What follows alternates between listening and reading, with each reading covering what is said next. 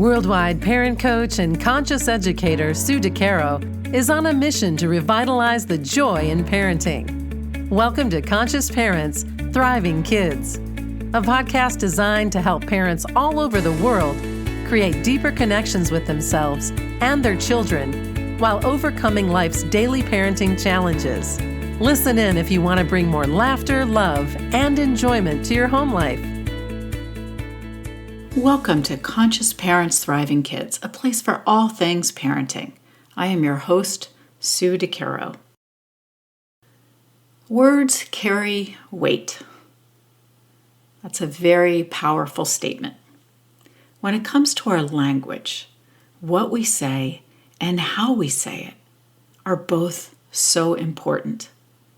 When we speak from a reactionary place, through fear, anxiety, and or negativity, our children absorb these emotions.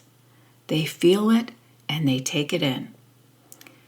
If we regularly react to our child's curiosity, such as looking at something breakable or picking up something that might be dirty in a way that is alarming, we can certainly have a negative impact and negative effect on our children. Don't pick that up, that's dirty. Or, oh my gosh, don't touch that, that's breakable. Of course, these are statements that I used when my kids were very young. But if we're constantly saying, don't touch, you might break it, or leave that alone, it's dirty, we're training our children to suppress something so important in their life, and that is their curiosity. Perhaps even a step further, we're training them to fear it. Don't be curious. Don't touch things. Don't reach out. It's dirty, it's breakable, etc. However, we want our children to be curious, right? Curiosity is an enormous gift. We want to encourage them to ask questions, but also learn about the world through their own eyes and ears, not always our eyes and our ears. When we are overly cautious and put words to that caution, such as careful, dirty, breakable, etc., our children do not seek to explore or find interest in the world around them as they might otherwise. Our voices will reverberate internally as they go through their own life.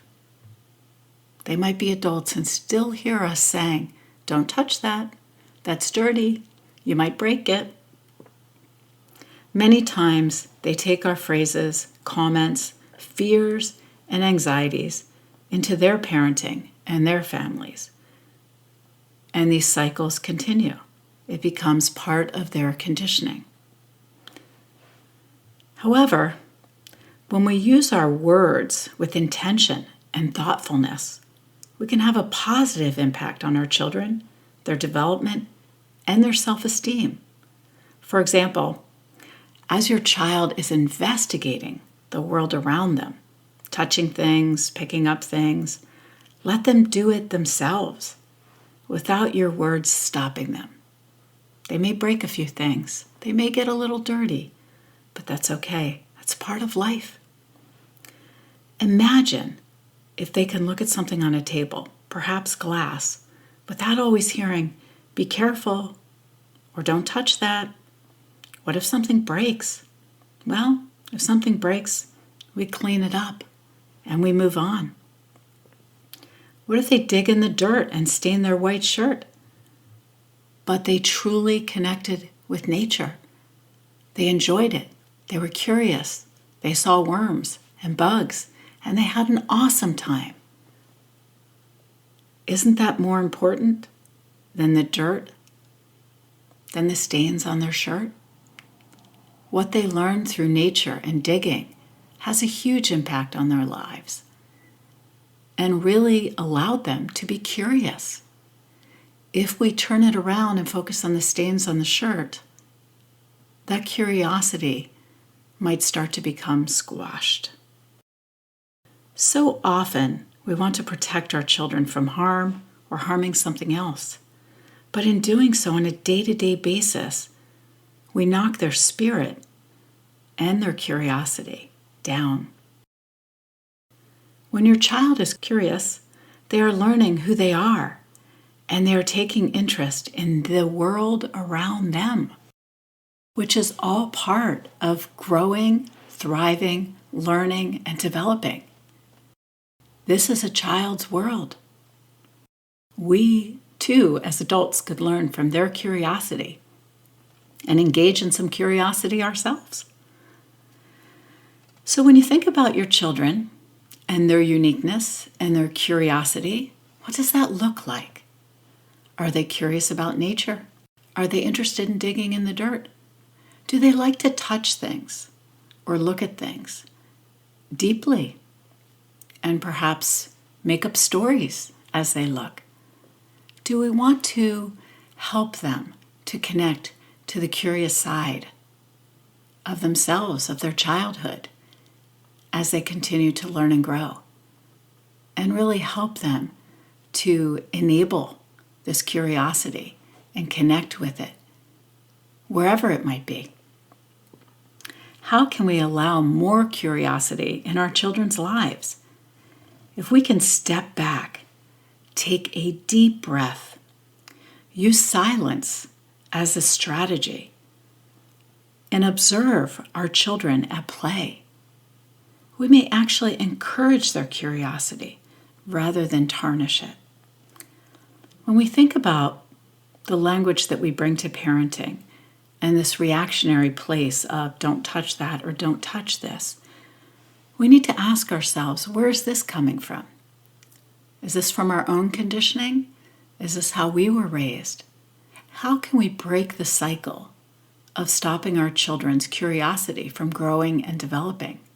How can we shift this in a way that taps into seeing the world through our children's eyes, allowing our children to investigate, to look at the world with curiosity, and to engage with the world with curiosity? We can learn so much from our children. So next time you see your child really tackling the world from their curiosity and looking at things that maybe you want to stop them from doing, maybe you have some fears or anxieties, step back, ask yourself, is my child learning anything? Is this hurting anything? Can I step back and allow my child to be who they are without bringing my fear or my anxiety to the table? They may get dirty. They may break something. Am I okay with that? It's a huge opportunity for our children to really develop and grow and tackle all that they want to tackle in their interest and curiosity.